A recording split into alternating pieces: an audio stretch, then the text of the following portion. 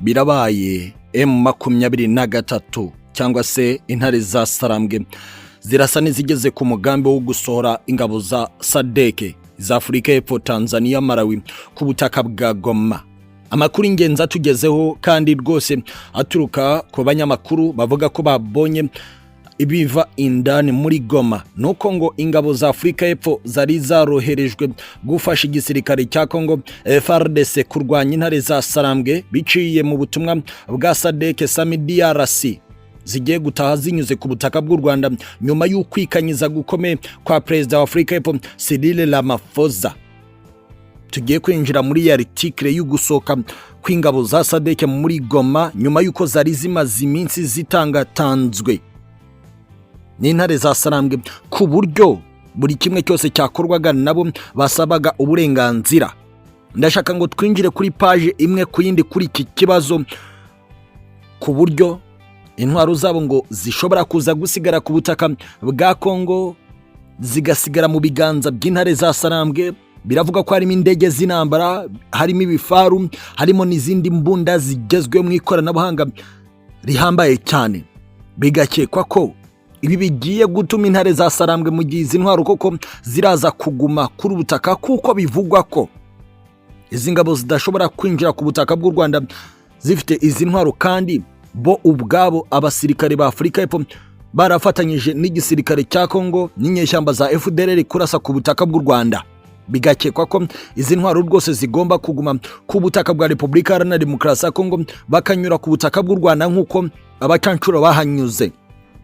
Ariko kandi ndababwira ukuri ku makuru y'ibiri kuvugwa ko Afrika y'Epfo yaba yemeye gusuzugurwa muri ubu buryo, yo uko ibivuga abasirikare bayo bagasoka nk'abatsinzwe urugamba mu buryo bweruye bakanyura ku butaka bw'u Rwanda, ariko ari umugambi ukomeje gucurirwa i Bujumbura mu gihugu cy'u Burundi ndetse na Lubumbashi ku kwataka cyangwa se ku kwihorera ku ntare za Sarambwe ndetse n'u Rwanda.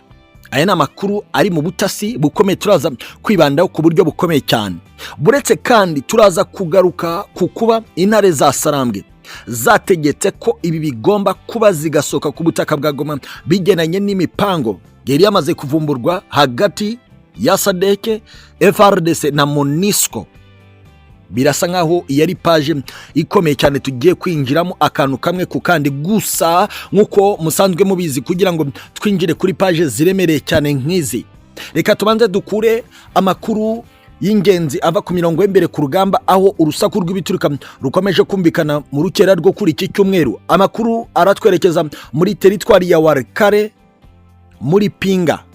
Amakuru agira ati imirwano muri teritwari ya Walikale yamaze kumvikana ku buryo bukomeye cyane. Igisirikare cya leta ya Kongo FARDC n'abari muri coalition yacyo yabinyeshyamba za FDLR ziri muri teritwari ya Walikale ku bwinshi, abarwanyi ba Wazalendo bazanye intwaro ziremereye cyane ngo bakora ibishoboka byose bitambike intare za Sarambwe zamaze kugera mu bice neza biri hafi ya Pinga. Ariko bikavugwa ko ibi byose bishobora kuza kuba ubusa, kuko inasi za MAA23 intare za Sarambwe zamaze kwinjira indani mu hantu h'ingenzi FARDC iri, ku buryo hari ubwoba bw'uko hasigaye gusa gutanga amabwiriza yo mu rwego rwo hejuru bagasenya ibirindiro by'igisirikare cya leta ya Kongo FARDC. Biravugwa ko bahazanye ibifaru PKM, imbunda ziremereye cyane, ariko ibyo byose bikaba bishobora gusubizwa inyuma cyane SPG9, imbunda rutura y'intare za Sarambwe isandaza ibifaru. Amwe mu makuru ingenzi atugeraho ava mu baturage bo muri Walikale agira ati twe twatangiye guhunga tuva mu bice biri gushyirwamo ingabo nyinshi za leta n'intwaro, kubera ko turatekereza ko hagiye gutangira imirwano nabo ku ruhande rw'intare za Sarambwe.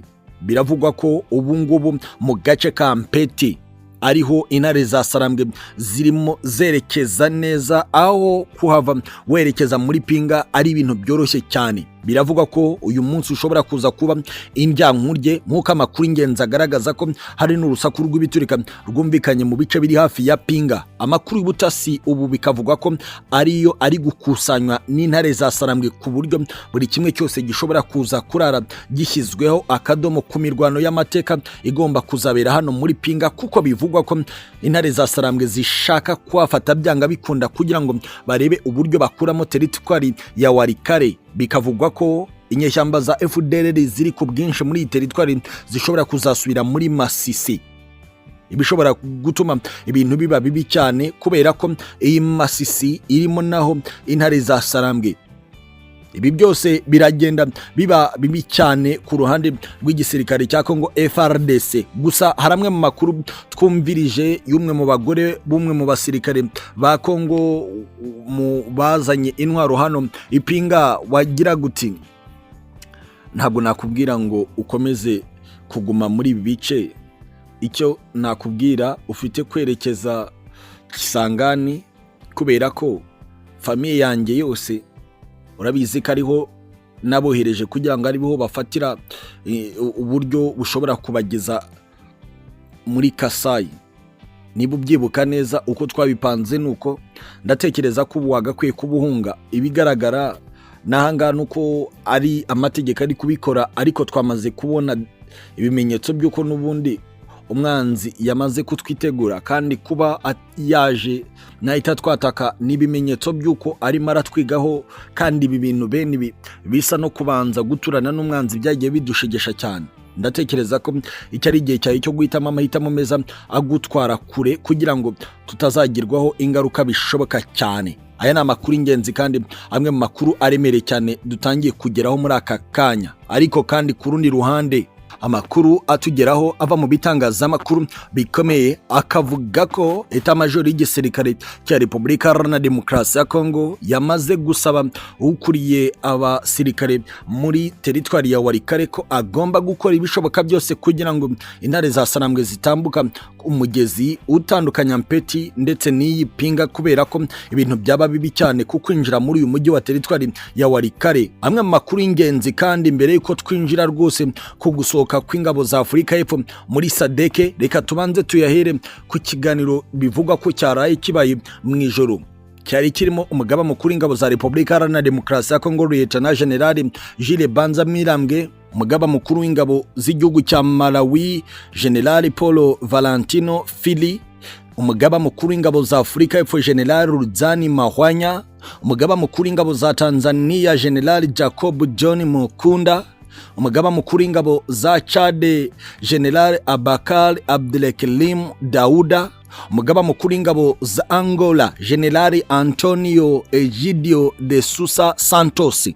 Bikavugwa ko iki kiganiro cy'aba bagaba bakuru b'ingabo z'ibihugu, yaba ibihugu byari bifite abasirikari babyo mu butumwa bwa Sami DRC, muri Repubulika Iharanira Demokarasi ya Kongo, Malawi, Afurika y'Epfo na Tanzania, n'aba bagaba bakuru b'ingabo z'ibihugu byasabwe umusada na Kinshasa, Chad ndetse na Angola, bafatiye hamwe umwanzuro w'uko ingabo zo muri Sami DRC zigomba ngo gusohoka ku butaka bwa Goma kugira ngo ibindi bitendo bitangire bundi bushya.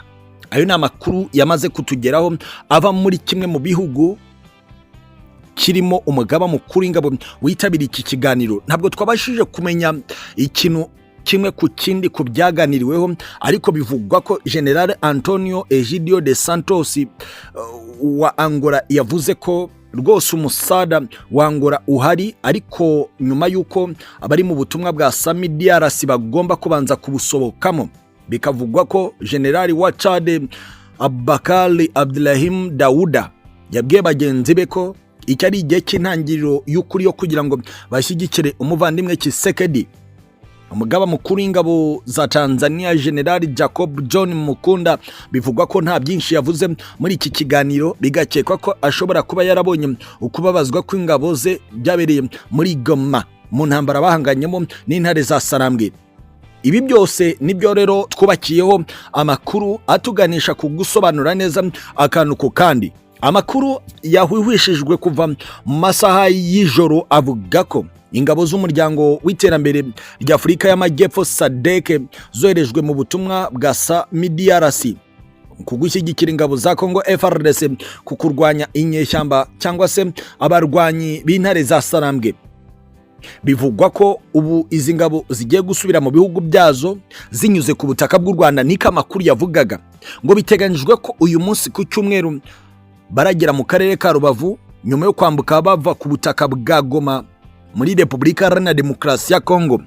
Bikavugwa ko barazi imbokoboko nta ntwaro bafite keretse ibikapu nabyo birimo imyambaro nta kigendanye n'igisirikare cyangwa se n'akazi bakoraga baraza kuba bafite. Gusa bigakekwa ko hari impapuro zatangiye gutwikwa ubu tuvugana muri ibyo bigo indani, inyandiko ziriho amakuru y'ibanga mu rwego rwo kugira ngo zidaza gufatwa mu gihe baba bari gusakwa, bigatuma hari andi mabanga ajya ku karubanda bigendanye n'amabwiriza y'urugamba rwari rwarateguwe ku kwataka ubutaka bw'u Rwanda binyuze mu mugambi wo kurwanya ngo intare za Sarambwe. Ayo makuru arava mu bigo bya Mubambiro ahari Sadc.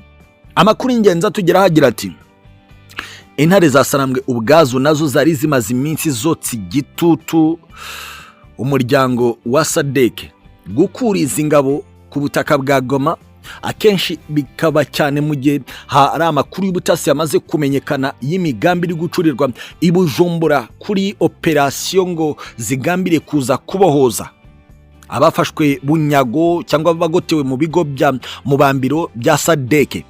Amakuru y'ingenzi akavuga ko ibi byose byaba biri guterwa nuko MONUSCO yabishaka kurema ikintu cyose cyateza akaduruvayo muri Goma no mu bindi bice bigenzurwa n'intare za Sarambwe mu rwego rwo kugira ngo bashake impamvu ishobora gutuma bahaguma, kuko babona ko mu gihe iby'intare za Sarambwe zifuza byagerwaho MONUSCO nayo yaba ari igiye gukurikiraho gusohoka ku butaka bugenzurwa ni MAA23. Amwe mu makuru y'ingenzi atugeraho agira ati ugendeye ku makuru yavuye mu kiganiro cy'abagaba bakuru b'ingabo zashyigikiye Tshisekedi mu kohereza ingabo Tanzania, Malawi, Afurika y'Epfo nabo yasabye umusada Angola na Chad, biragaragara ko bashaka kugira ngo basore izi ngabo bemere guseba ariko bafite ngo kwihorera gukomeye cyane. Bamwe mu bakora muri presidence by'umwihariko minisitiri ushinzwe ubutasi muri Afurika y'Epfo muri presidence mu biro bya Cyril Ramaphosa bivugwa ko bari mu migambi y'amasa 72 ashize, imigambi yo kunoza uburyo bwo gukora operasiyo yo kwihorera gukomeye cyane. Bikavugwa ko bashaka kugira ngo basige intwaro zabo ariko badashaka kubona zikoreshwa n'intare za Sarambwe, ku buryo mu gihe byarangira koko izi ntwaro zigumye muri Goma bagomba kugaba ibitero byo kuzitwika kugira ngo hatagira izigera mu biganza by'intare za Sarambwe nk'uburakari bukomeye cyane. Bamwe mu banyapolitike bakomeye muri Afurika y'Epfo batangiye gutangiriza amagambo agira ati niba koko misiyo yajyanye aba itagezweho, hakaba hari no koherezwa abasirikare b'igihugu cyacu nta kintu na kimwe twabwiwe nk'intumwa za rubanda, bigakorwa na Cyril Ramaphosa watumye dutakaza ubuzima bw'abana bacu bagapfira ku butaka bw'igihugu cy'amahanga mu mirwano yategetswe na Cyril Ramaphosa ubwe, ibitandukanye n'ibyo twe twabwiwe ko bagiye kubungabunga amahoro. Iki ni igihe cyo kugira ngo yeguzwe kubera ko akomeje ubugambanyi ku gihugu cyacu ku nyungu ze bwite n'abari mu gatsinda gato kagambiriye gukoresha amaraso y'Abanyafurika y'Epfo kugira ngo bigwizeho imitungo ituruka ku butaka bwa Repubulika Iharanira Demokarasi ya Congo. Aya ni amakuru ava muri Afurika y'Epfo. Twateye icyumvirizo rero tumenya ko mu gihe koko biraza kuba byo abasirikare ba Sadc bakambuka banyura ku butaka bw'u Rwanda, ntabwo bizwi niba bazafatira nabo indege muri Uganda kwa Perezida Yoweri Kaguta Museveni cyangwa se bashobora gufatira indege i Kanombe zikaberekeza mu bihugu byabo. Gusa biratekerezwa ko aba banyafurika y'Epfo, Batanzania, Abanyamalawi bashobora kunyura ku butaka bw'u Rwanda mu buryo butandukanye nk'uko abacanshuro bahanyuze, kuko biri gukekwa ko hashobora no kuza kubamo agatego kadasanzwe bigenanye no mubare munini w'abasirikare b'u Burundi batorotse ubutaka bwa Kongo Kinshasa bakinjira mu gihugu cy'u Burundi ngo biyise impunzi, ariko bikavugwa ko baraye basubizwa intwaro, bigatekerezwa ko hari ibintu byaba biri gupangwa mu buryo bumwe cyangwa ubundi. Gusa amakuru ava i Bujumbura mu gihugu cy'u Burundi biravugwa ko abasirikare ba Afurika y'Epfo bakomeza kwisuka, ndetse muri iri joro hagwe indege imwe isa 7:09, bikavugwa ko kandi n'intwaro zikomeza kwisuka, ari nacyo kimwe muri Lubumbashi bigenda gutyo. Bikavugwa ko haba hari gutegurwa ng'ibintu bikomeye cyane byo gusa no kwihorera ku Rwanda, bivugwa ko ngo rushyigikiye cyane intare za Sarambwe. Ayo ni amakuru ari mu bitangazamakuru bikora inkuru zicukumbuye cyane.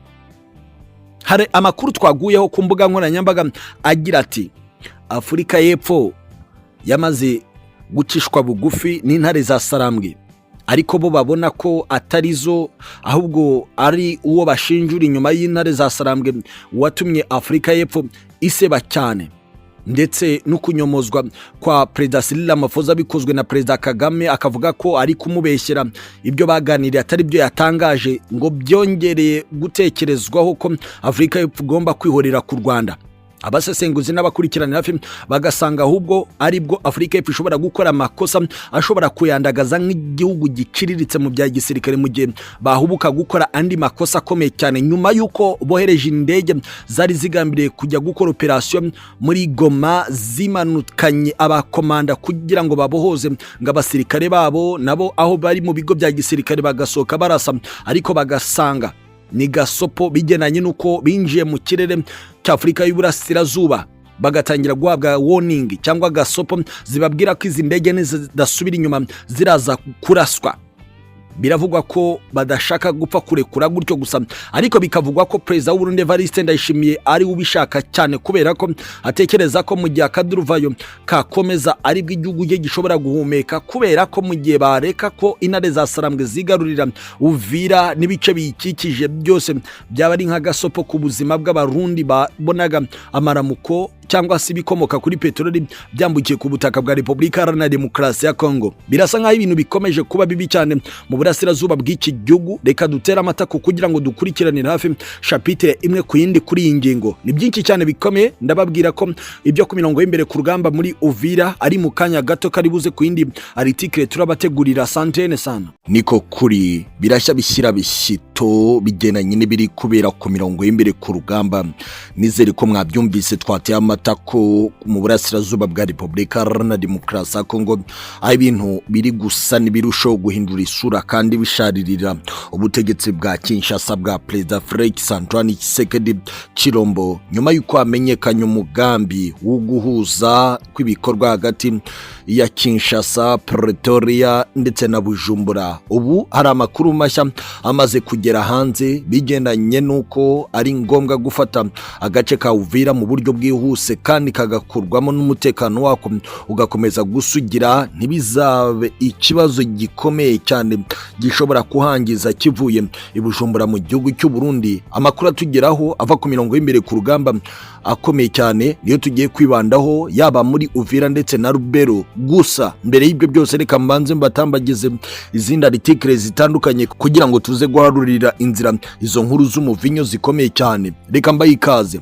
Mu masaha make ashize nibwo byamenyekanye ko Twirwaneho ikuriwe na General de Brigade Charles Sematama bamaze kwiyunga ku ntare za Sarambwe. Ati twebwe Twirwaneho twiyunze ku ntare za Sarambwe kugira ngo turwanye ubutegetsi bwa Kinshasa. Ikintu cyahise gihamura ubutegetsi bwa Kinshasa bigendanye n'ibitendo byakozwe na Twirwaneho kugira ngo yigarurire Minembwe. Amakuru ingenzi avuga ko ibi bigiye kuzamura izindi mbaraga zikomeye cyane. Gusa umwe mu bakurikiranira hafi amakuru yaba yagize ati ntabwo ari uburyo bwa nonaha ko bagiye kwiyunga ku ntare za Sarambwe, ahubwo nuko babivuze bamaze n'ubundi guhura nazo, bari kugira ngo ibikorwa bakora bikurikiyeho noneho bihabwe ikuzo n'intare za Sarambwe. Ayo ni amakuru y'ingenzi yatugezeho ako kanya kandi amakuru akomeye cyane. Ku rundi ruhande kandi